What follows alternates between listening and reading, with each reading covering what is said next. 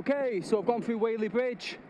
I stopped off at the wonderful shop there that's been there for years, bike shop, because I just felt my tyre pressures were a tiny bit off, so they topped them up. Quick chat, it's always nice to catch up. Been in there many times, always happy to help.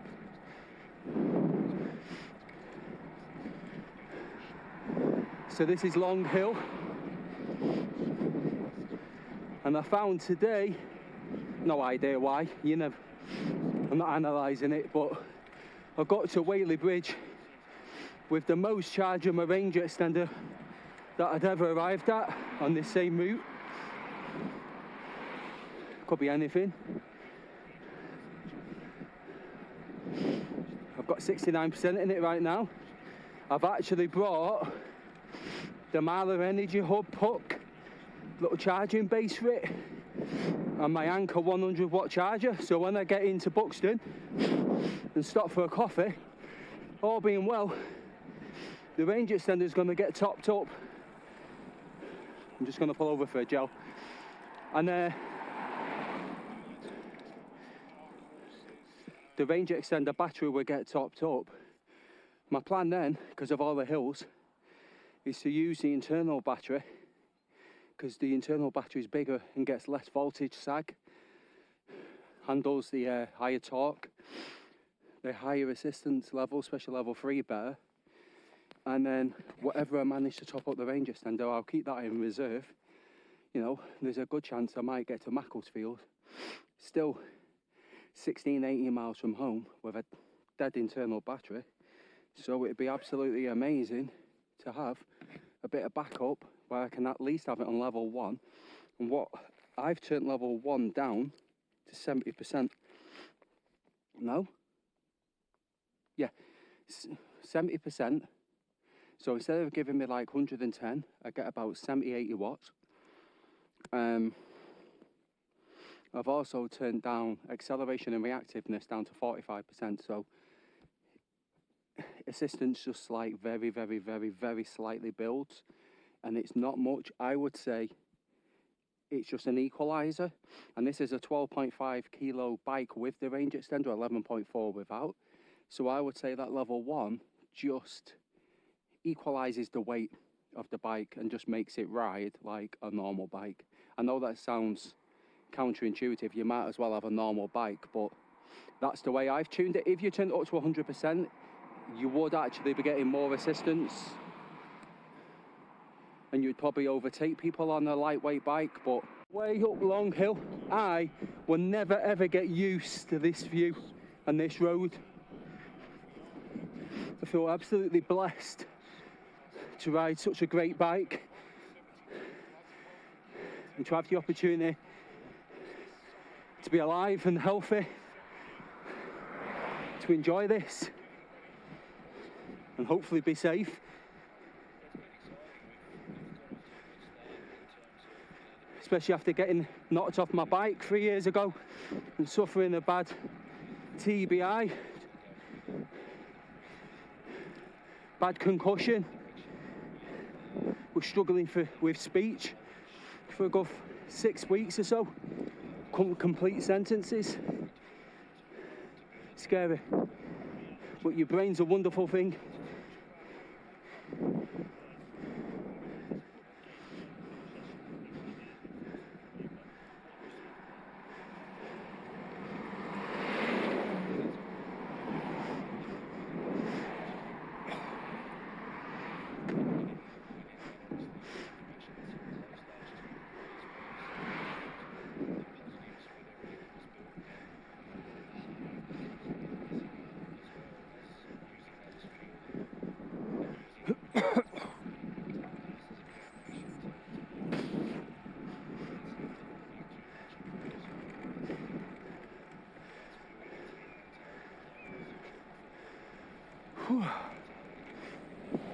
Strange.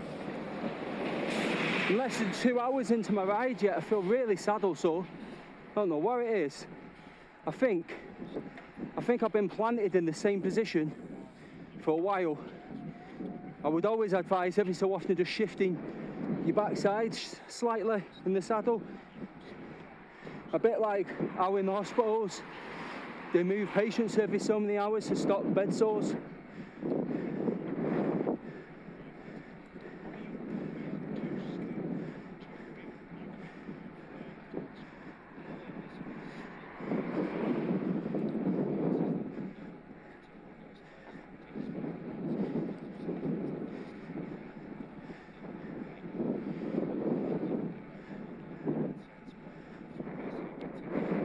Just look at that, eh?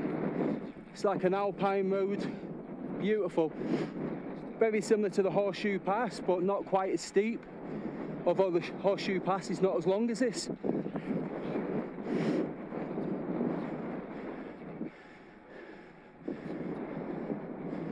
I can see two cyclists in the distance. You won't pick up on this, because it's a wide-angled lens. I can see two people climbing together. Let's get up this crest. It's 5 to 10. By the time I hit Buxton, I'll be 26 miles in. Nearly halfway. 60-odd mile ride. I'm going for a morning brew. Fancy a cappuccino. Get some extra protein from the frothy milk. Nice hit of caffeine.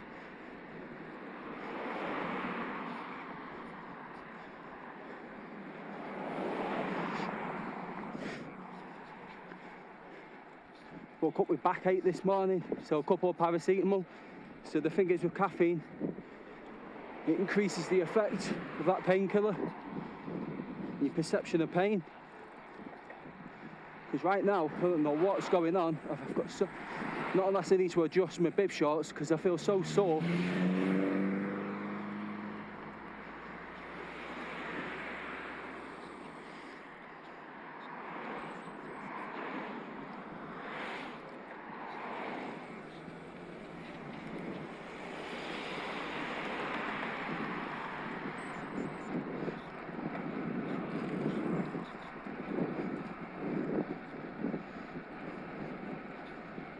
Go. Let's build up a little bit of the old demon speed.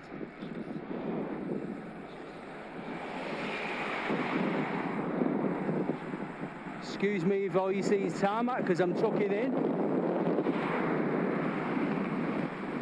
We've got Buxton in the distance here. I'm going to drop straight down into Buxton.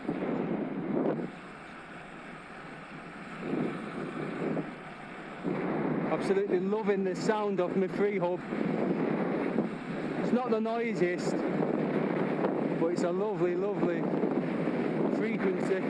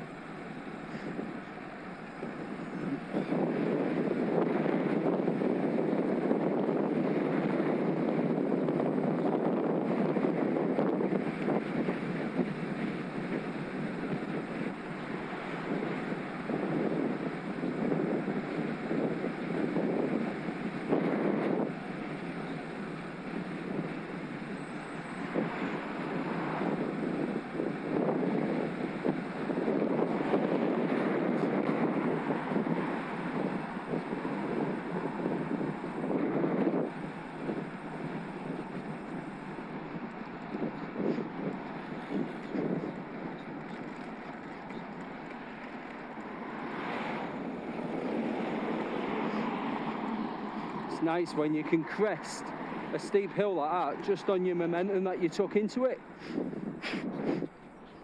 Oh, not good. I like to fly down this hill. Not today. There goes my average speed. Because this normally makes up for the slow climbing. What's going on here? Right. I'm going to hold back because I don't think the traffic goes all the way to the bottom and there's a learner. So what I'm gonna do here now, believe it or not, I'm gonna let all that traffic, I'm gonna let all this, oh, it's temporary fucking traffic lights. Get ahead, Leon. Didn't see them. Gotta get through. Well, I ain't stopping now because I've got too much momentum and over 30 miles an hour.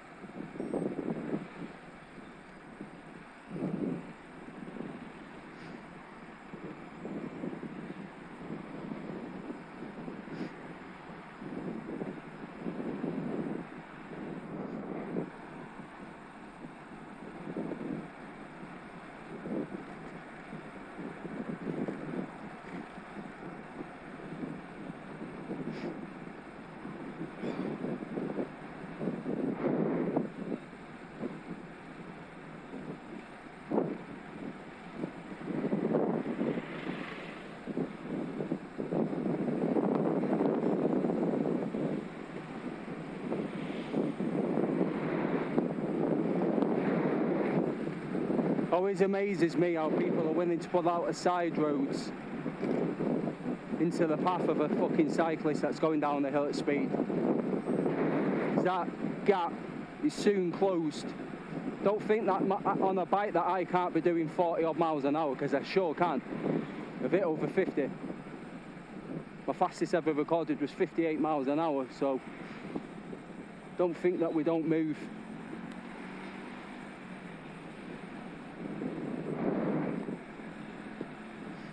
So we're leaving Buxton.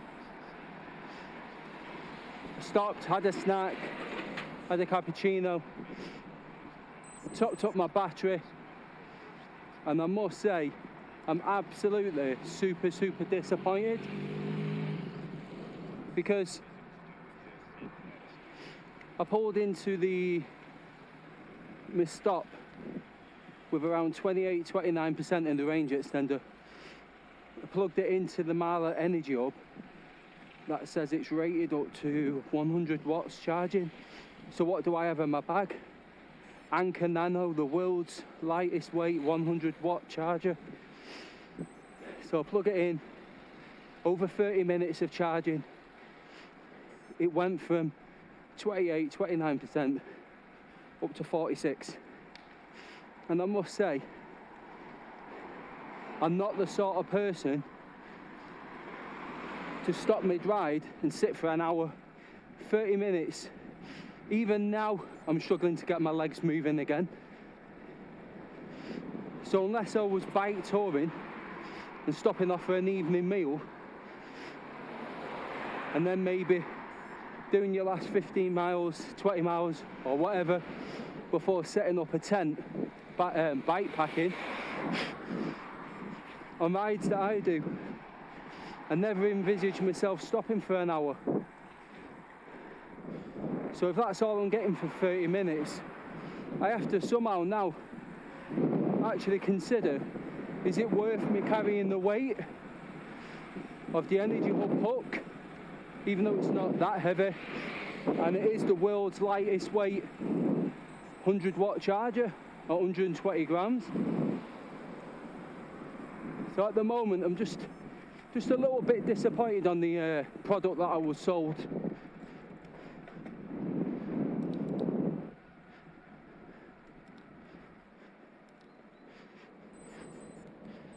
Just doesn't quite live up to the expectations that I personally had for the tech. And I know further down the line, when we move towards solid state batteries, that charging, safe charging, could be pushed to 200-300 watts. And there's even talk in the industry of a whole bike battery being charged in 20 minutes. Now, in 4 or 5 years, if I could stop off not even need a range extender, because a solid state battery is half the weight of lithium.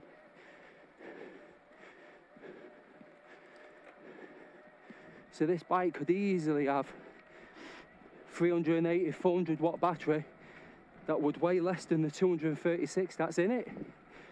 So I'd have no need for a range extender, especially if I could carry a USB-C charging plug, stop at a cafe, and in 15-20 minutes or less, depending on how much charge is in your bike,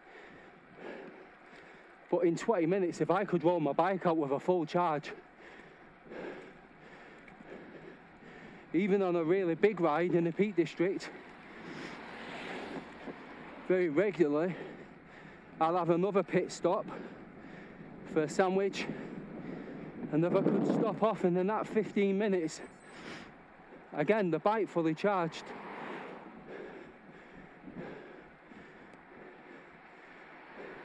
that would be the dream. That would mean anywhere, any distance, even here in the Peak District, would be reachable with no range anxiety and no waiting around at a cafe for an hour plus. And believe me, all of this is on the horizon. When you keep your ear to the ground and you understand tech, all of this is a possibility. The technology is just round the corner. It's likely to be super expensive at first, but maybe in 8-10 years, you could have a bike like mine that could weigh 1.5 kilos less, under 10 kilos, maybe 9.5 kilos, and have a 350, 400 watt hour solid state battery that charges in next to no time. And who knows, may suffer less from voltage sag, and you could potentially get more miles for the same watt hour. It's all super interesting, very exciting. If this is what you're into, like I am. Currently climbing in level 1 then, that I have detuned. So I was pushing a solid 400 watts up there. But I'm carrying a lot of weight today, equipment in my bag, range extender on the bike.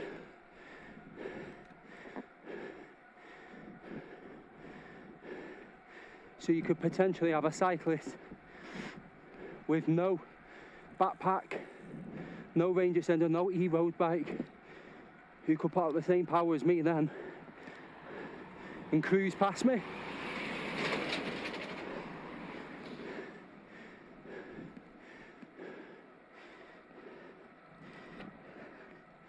I have it detuned in level 1 because I don't want flat roads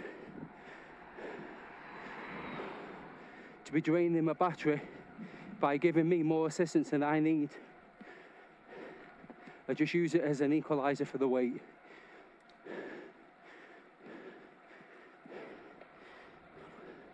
I'm spinning up here at 330 watts.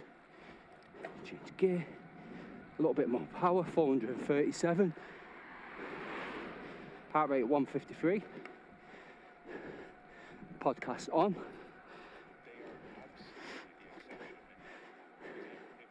And knowing this area very well, we're about to go zoomies down the hill. We're in the Harper Hill area, and I stayed here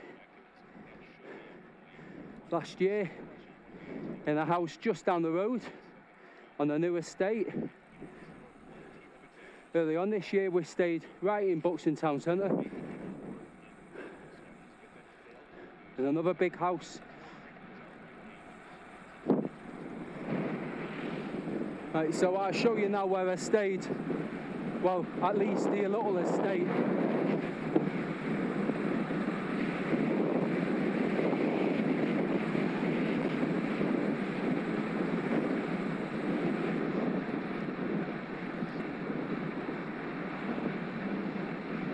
This fast riding now is what my legs needed to wake back up and to get loose after the cafe stop.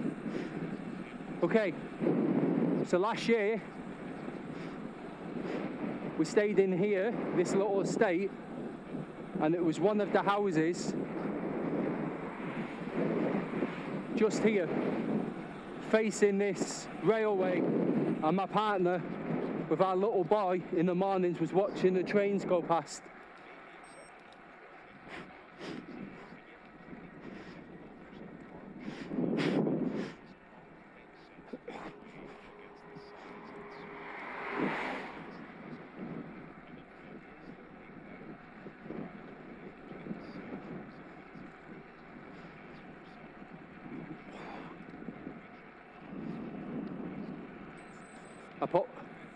After the cafe, I swigged the last 250 ml of my water, so I'm super duper hydrated, and I put a liquid IV sachet in my bottle, went to St Anne's Well in Buxton and topped it up with that spring water that comes up, because it's a thermal spring, comes up warm,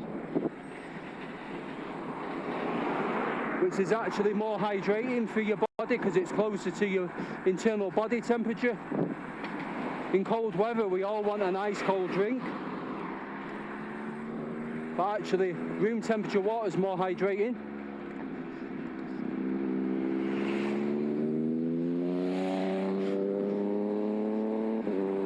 So it's my first time using liquid IV.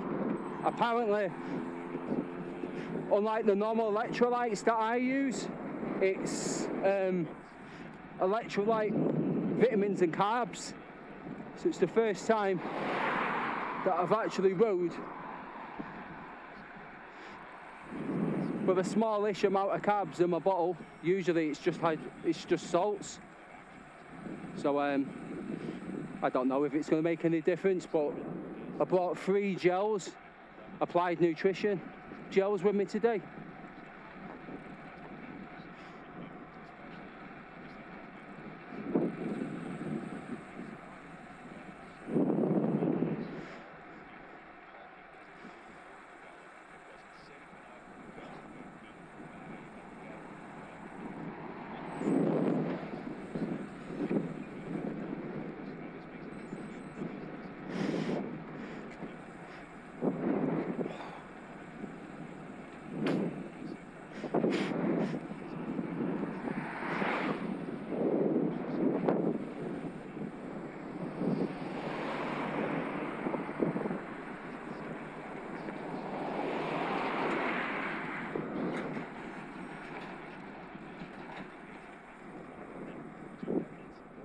We're gonna go up the long, doesn't look like much this hill.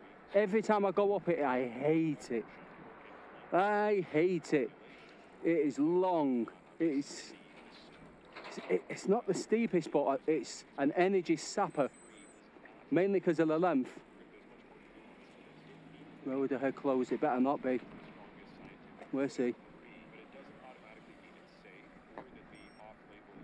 Because Cat and Fiddle Road and Axe Edge Moor Road, all these are closed at the moment, going towards Macclesfield.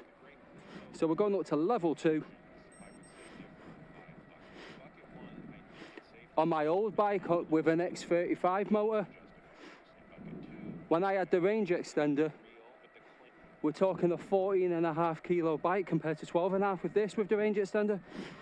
And on level 2, going up this, sometimes I'd get to the top, I'd have to stop to catch my breath. Because yeah, it was an e-road bike, but again I had that detuned in level 2. And regardless of a rear motor pushing, the amount of effort you have to put up for a bike that heavy, sometimes I wonder if an 7 or 8 kilogram analog bike would be easier to spin up. And in some cases, at certain speeds, you would spin up easier on a non-e-road bike. Madness, I know, but true. This doesn't look much. It's 8%.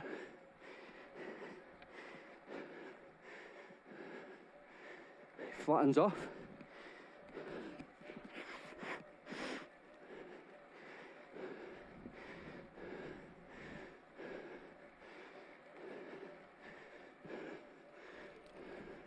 See at the top.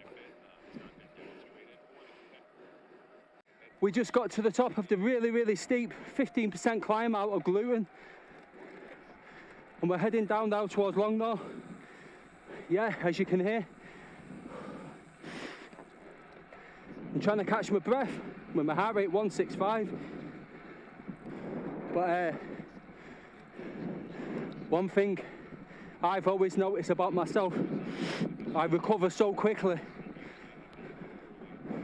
As long as I don't redline and set off exercise-induced asthma event, I feel alright right now. So, I've already caught my breath that quick, and my heart rate's down to 160 already. 155, you see what I mean? Super quick. 148. So I'm shouting out in real time my recovery, because it's a good indication of fitness. 139. So I've gone from 165 to 139 in about 30 seconds. 134. I've lost 31 beats per minute. And totally come to a 128. So what's that? Probably 40 seconds. 126. What did I say? 123. I'm not showing off.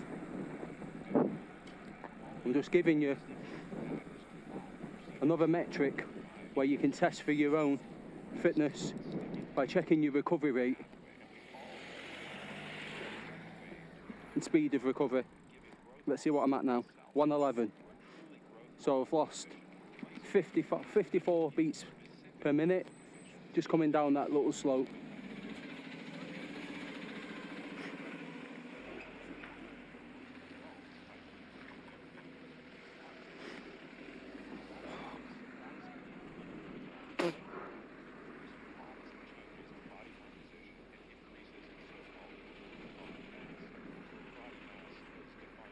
Come on.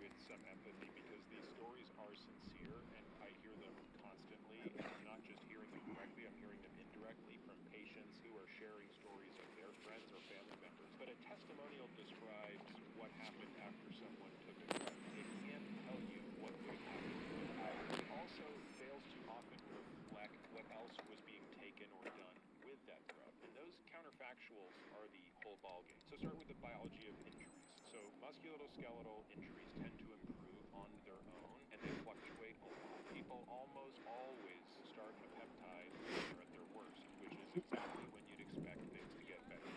Drug or no drug. That's simply regression to the mean. This is a well-documented phenomenon in human physiology. Then layer on everything else people are doing at the same time. They're probably resting, modifying activity, physical therapy, perhaps taking anti-inflammatory drugs, sleeping better, eating better, training smarter, and perhaps even taking anabolic agents. BPC 157, CJC 1295, or some other peptide stack is just one part of a sea of variables, and yet it always seems to be the thing that gets I'll share with you one brief example. A friend of mine who wanted to start peptides said, another friend of his was taking it and it was having a remarkable effect. He said, look, I'm even going to share with you the pre and post photo. So he sent me a photo of his friend before and after he was on his peptide stack. And there is no denying this photo. There was an enormous improvement. And I said, this looks amazing. No denying it. What else was he doing? He said, well, he also started exercising and he was taking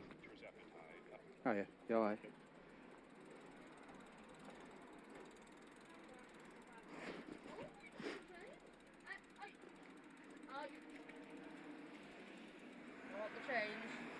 Thank you very much, good lad.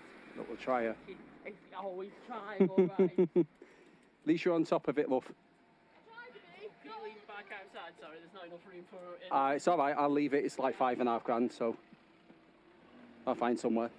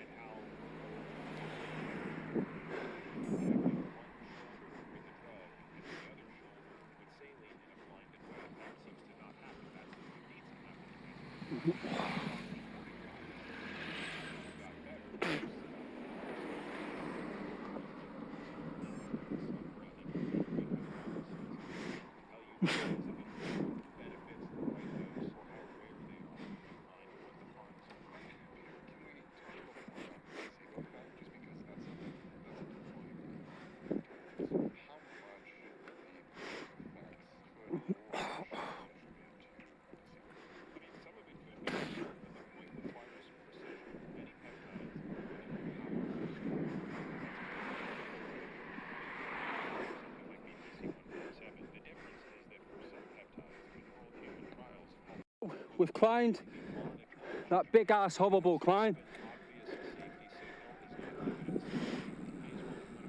and we're about to descend. Down here we go through a little gorge. I always call it mini-Cheddar Gorge. It's small, but it almost feels like it's got its own microclimate. Let's go see.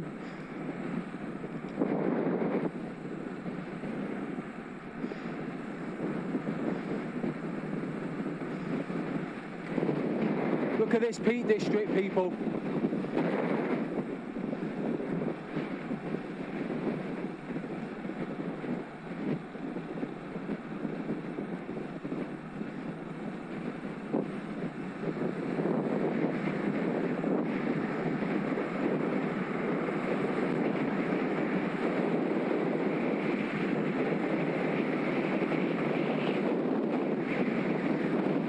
We're doing 42 miles an hour.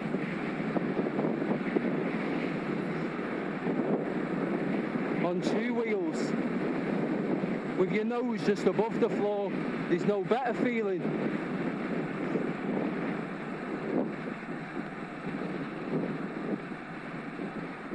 Here we go.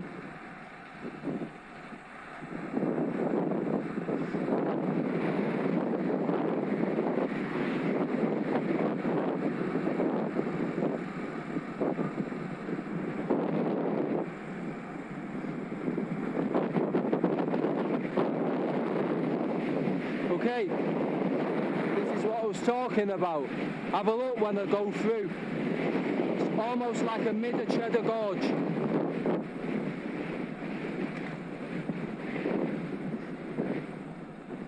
Or a mini Winnets Pass.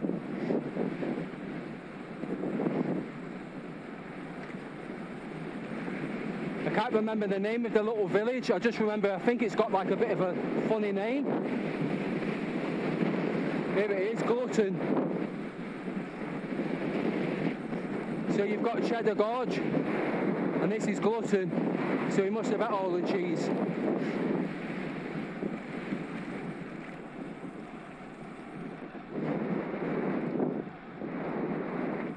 Look at that hill there. You can see the path, the trail up it. Bet the views are stunning up there. They're stunning from down here.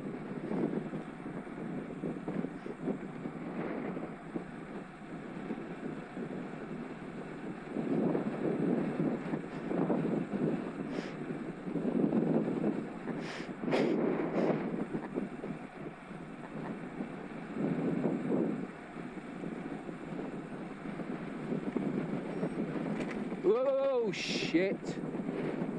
Horrible road surface. Sorry about the language.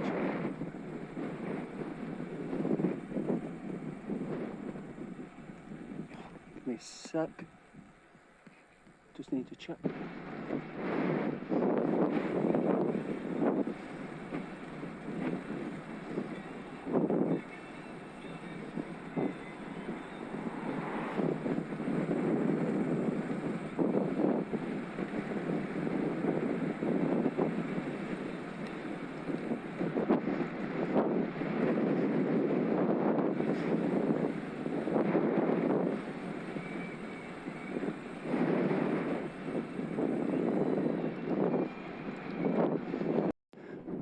Okay, so I dropped into Longnor, took a few photos, had to go back up the hill into a headwind.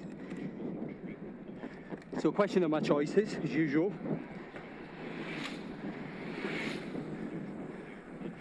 You build up a bit of speed here, then you bear left and you climb up the long climb to Flash Bar with amazing open sweeping views that take your mind off the pain and the drag. The first time I came this way, it branches off in a minute. I took the wrong turn into the right, started going up a steep hill. My Garmin was beeping to warn me. I realised not only have I gone the wrong way,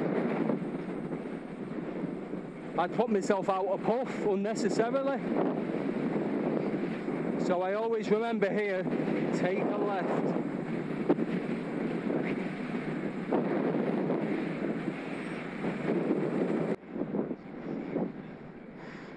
What an absolutely horrendous headwind on this high Peak District plateau.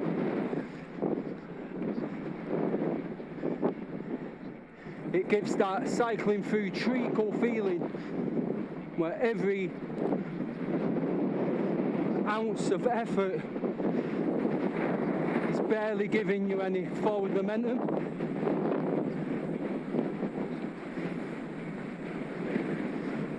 And when you throw into the mix steep climbs like this thing here,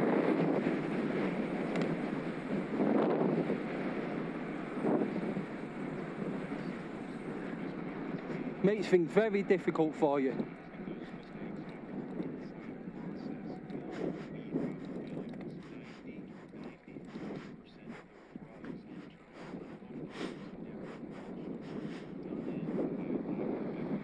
Having to put out 500 watts wasn't even steep, but the headwind is so strong. Can you hear it? Wow. won't mind. These glasses have got 5 microphones and really good wind noise cancellation, but I'd be shocked if you can't hear this. It's probably a 25 miles an hour at least headwind.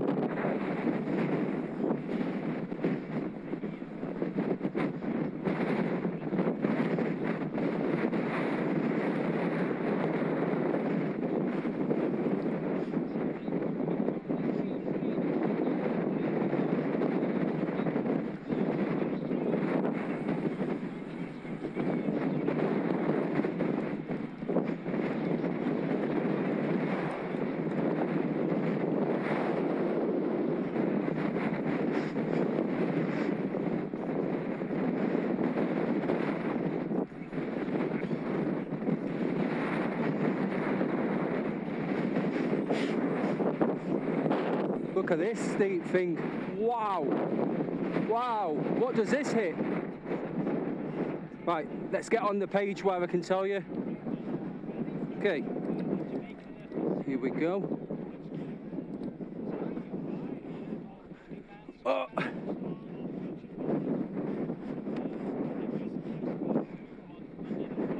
Straight into double figures. My word, come on. Straight into a heavy headwind. That was horrendous.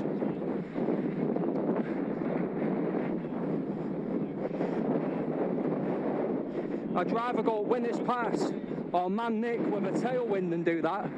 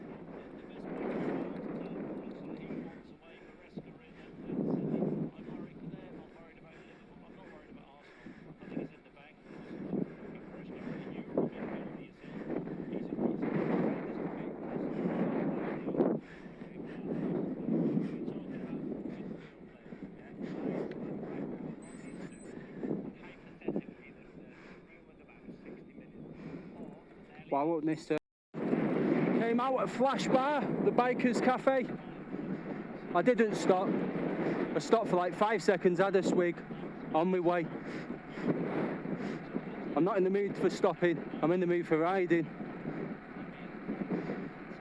So in a minute, we're turn right, and we'll be in Flash, the highest village in the UK.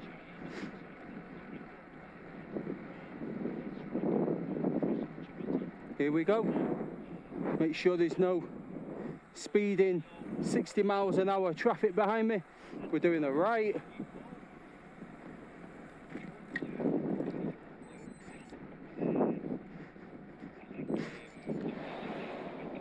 See what I mean? These are very busy goods routes, heavy goods routes, with free rein to do 60 miles an hour plus, and winding lanes with blind spots.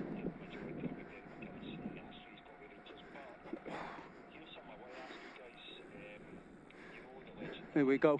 1,518 feet is this village. Not exactly altitude training, but still the highest village in the UK.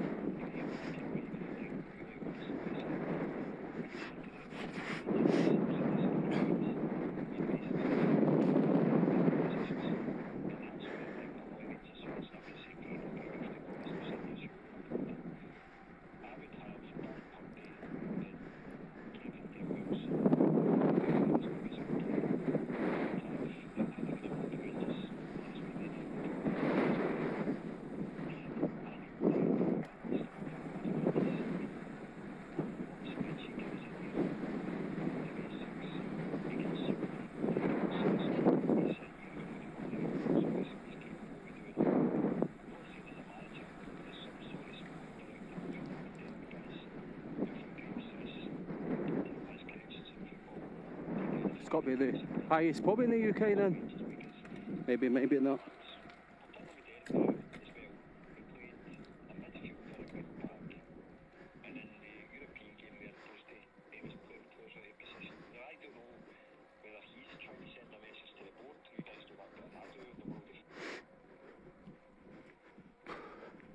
Yeah, all right.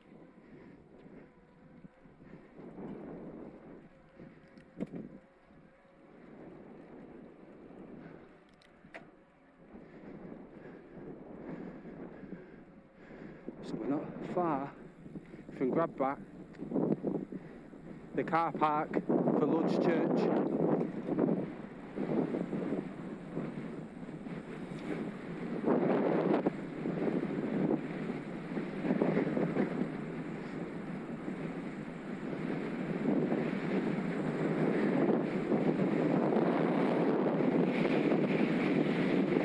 My word, that headwind is still hitting me hard, even though I'm descending. It's like minus 18%. Goes up to minus 20.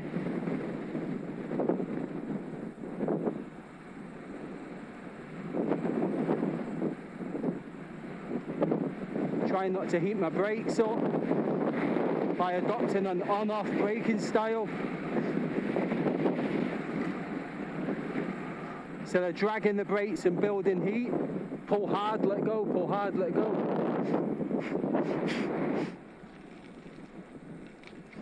Actually creates less heat than pulling slightly for 10-15 seconds.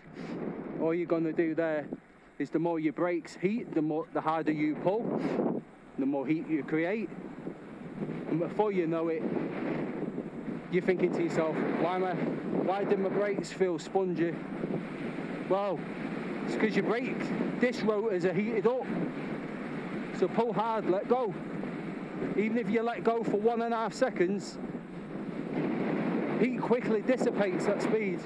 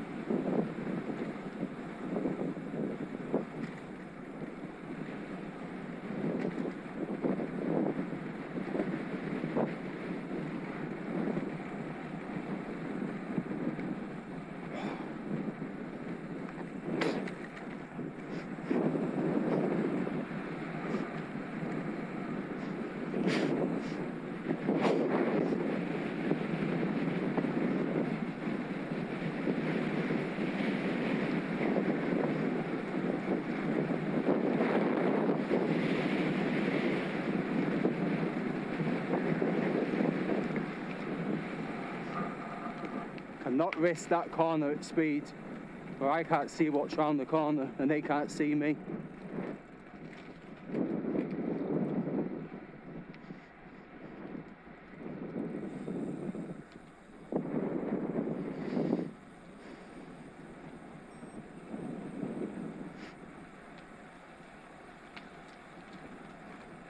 Okay,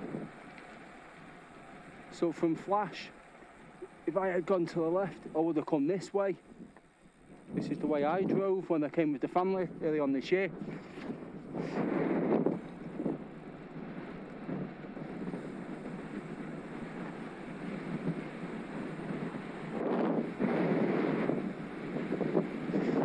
We're in the Peak District in Staffordshire. I want to head back into Derbyshire and towards Macclesfield.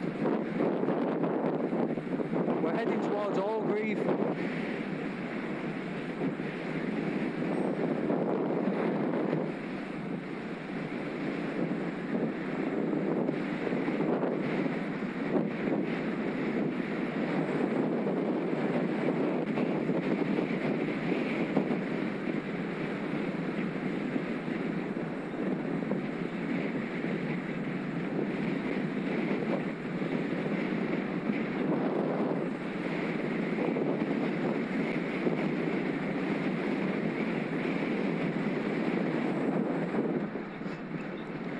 I can tell how much of a headwind I've got. Normally I'd be doing another 7 or 8 miles an hour on this stretch. So even my downhills are being affected today. And there was barely any wind this morning, so I didn't really get a tailwind. So it's not as if on a loop I had the benefit and the challenge of a head and a tailwind. Because this morning was super calm. So when I was heading in this direction, I barely noticed anything. The winds picked up as the days progressed, which I'm pretty certain that's what the weather forecast said too. But it said like 11 miles an hour wind, that's the average, but I'm getting some very, very heavy gusts. It's really affecting my speed and also sapping my legs.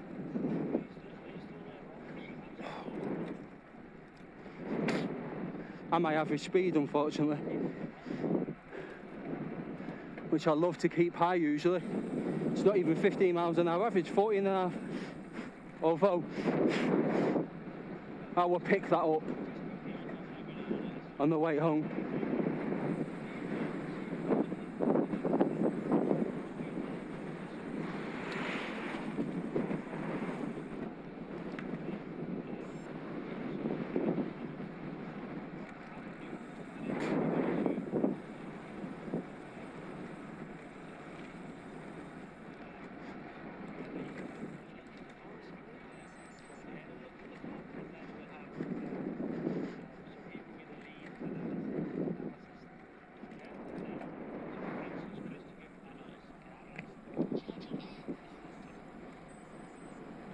Shit, the charging cable.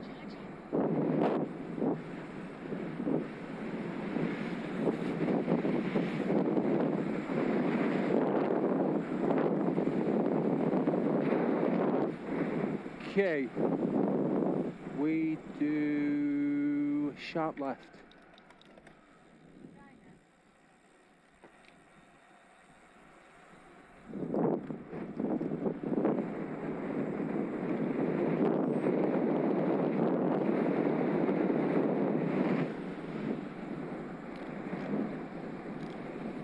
If you do the next right, you're a sicko, because you'll be going up Nabs Road. It's disgusting. It's one of the worst climbs I've ever gone up, and it's that narrow you can't even weave.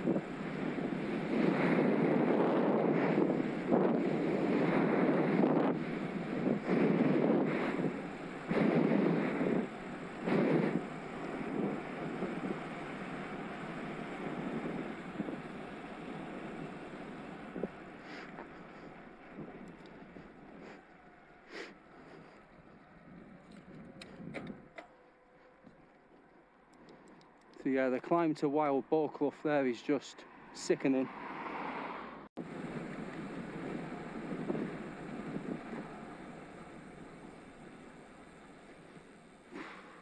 Well, what's your flashing lights going to do?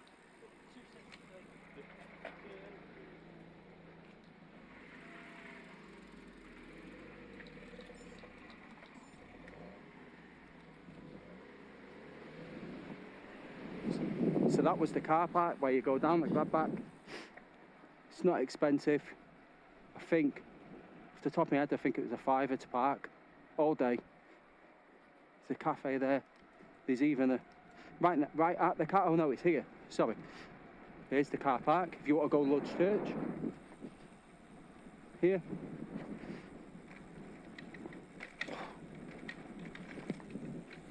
There's the mill, but there's also a cafe. But even in the car park, there was a coffee van. We sold snacks, reasonably priced. And then you go on to Lodge Church, but then you can also go to the Roaches and look out over the plain.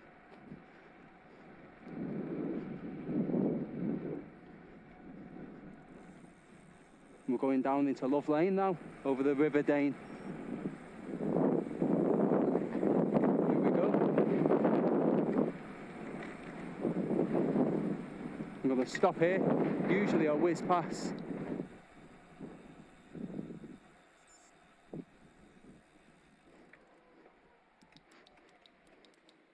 But why come to these places and only look at them for a split second? There's the car park.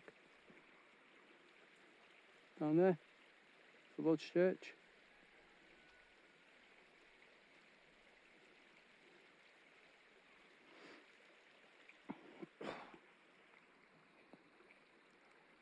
In towards Macclesfield now. I accidentally deleted my first 13-14 miles at the beginning of the ride.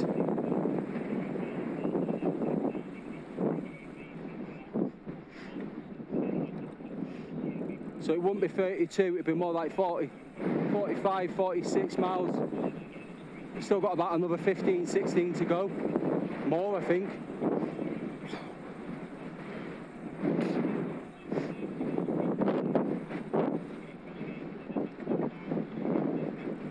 It's gone very cloudy, I know that. I've run out of water.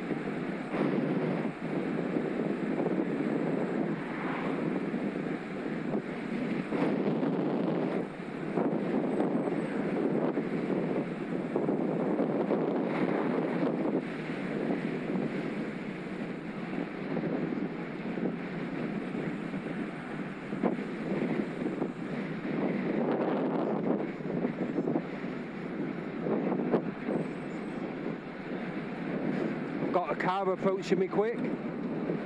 thanks to the Garmin radar, I don't even need to look over my shoulder. I'll try and move over if it's safe. If not, I just take prime position and say sorry.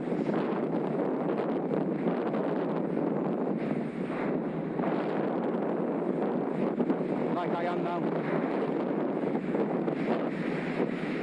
You're well within your rights as a cyclist to stop people from overtaking you if you don't think it's safe or if there's room. And then as soon as you've got the opportunity, move over, let them pass.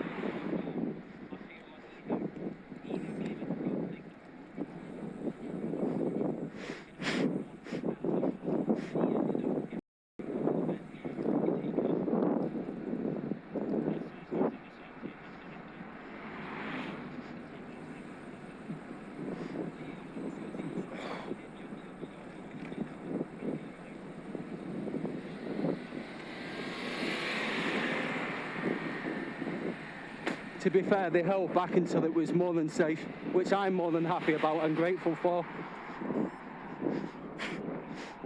Not everyone's sensible. But when a car driver shows that amount of common sense and restraint, it's very welcome.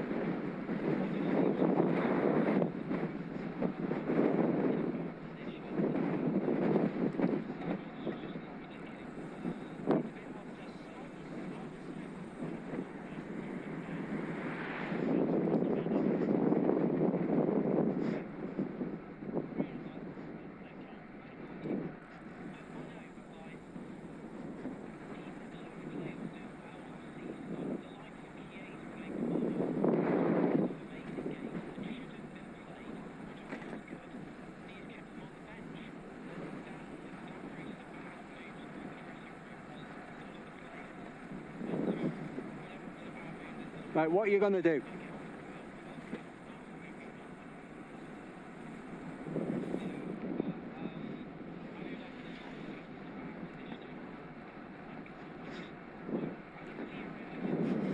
Neither of them car drivers were happy, but the thing is, the obstruction's on their side of the road. I've got every right to be on this side of the road facing the way I'm going. They're having to move onto my side of the road, so they're the ones who need to move out of my way. What they did was correct, they just didn't look very happy about it, if that makes sense.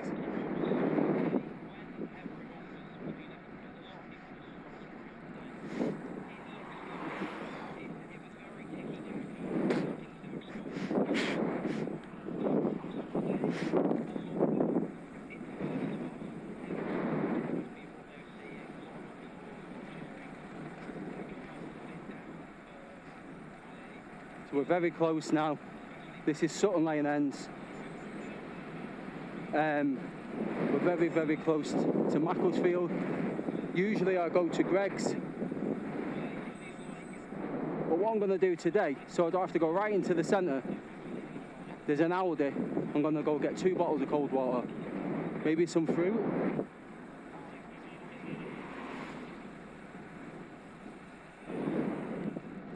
And then head home.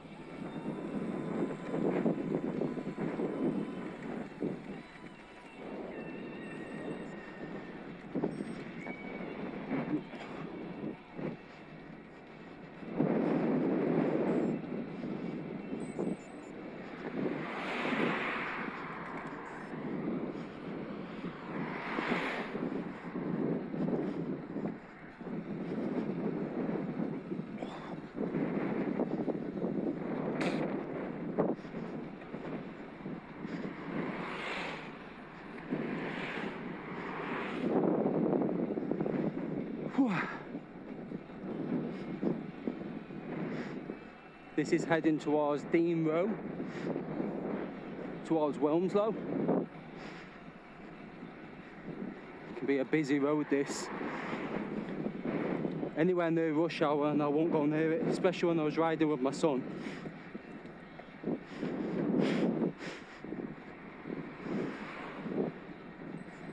Many risk takers on here at that time.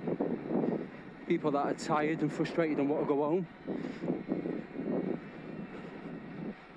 And your safety goes right out the window.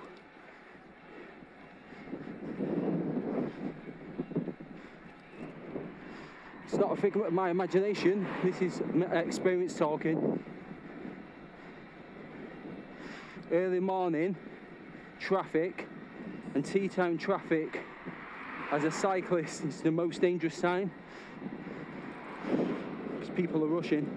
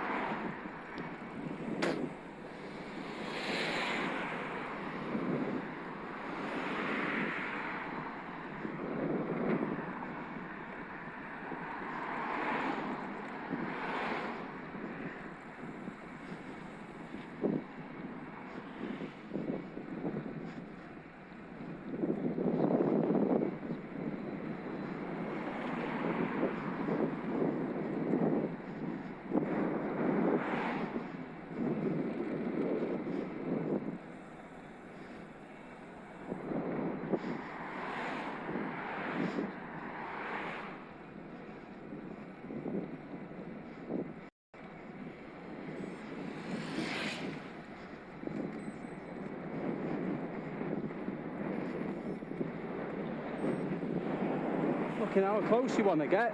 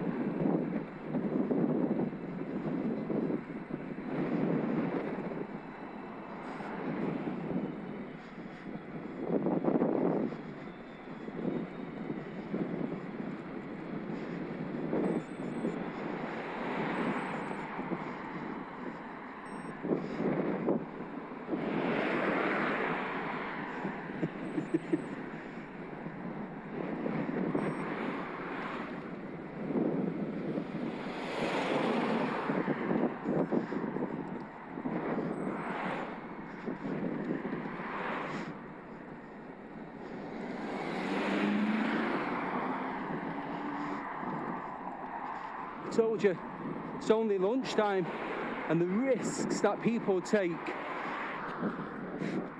it's just baffling, it really is. I've had people overtake me on blind corners on the opposite side of the road.